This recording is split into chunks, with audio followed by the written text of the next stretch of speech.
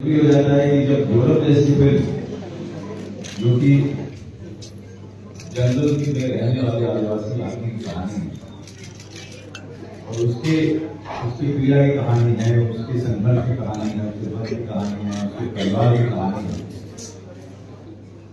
ये हमारे लिए महत्वपूर्ण है कि हम पटना को इसे जरूर लेके आए और पटना के लोगों से अपील करने आए कि आग्रह करने आए कि आप इस फिल्म को देखिए और इसको जितना ज्यादा हो सके आगे बढ़ाइए, फैलाइए, क्योंकि ये हम सब की कहानी है।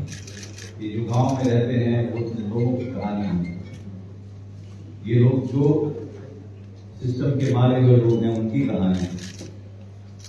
जो लोग कहीं ना कहीं एक सहारा तलाश कर रहे हैं अपनी जिंदगी में, एक रक्षक तलाश कर रहे हैं, ये उनकी कहानी है। ये दसरू मेरे कैरेक्टर का नाम है। वो अपने 3 महीने की बच्ची को मुंबई से लेकर झारखंड की तरफ भाग रहा होता है, वापस जंगल की तरफ। ये उसकी कहानी है। तो आप लोगों से आग्रह है कि हमारे जितने मीडिया के भाई बंधु हैं सब लोग इस फिल्म को देखें और इस फिल्म को आगे बढ़ाएं ताकि ज्यादा से ज्यादा लोग इस फिल्म को देख पाए। अरे भाई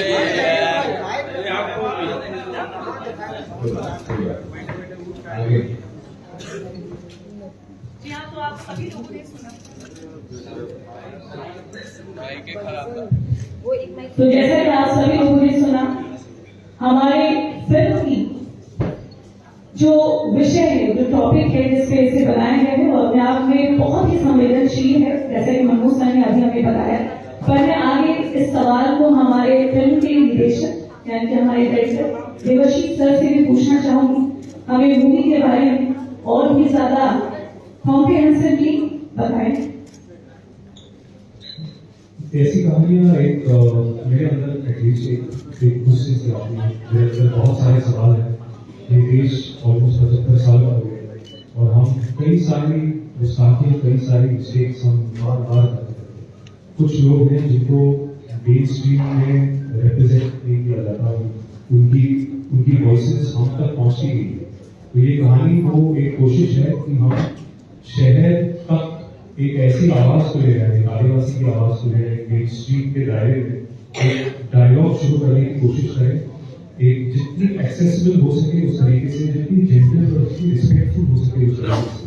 तो मेरी स्टोरी लाइन मेरे लिए वो डायलॉग शुरू करने का एक जरिया है।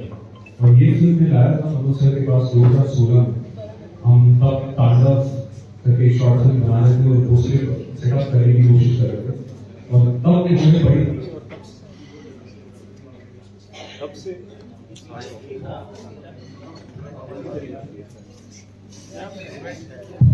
मेरी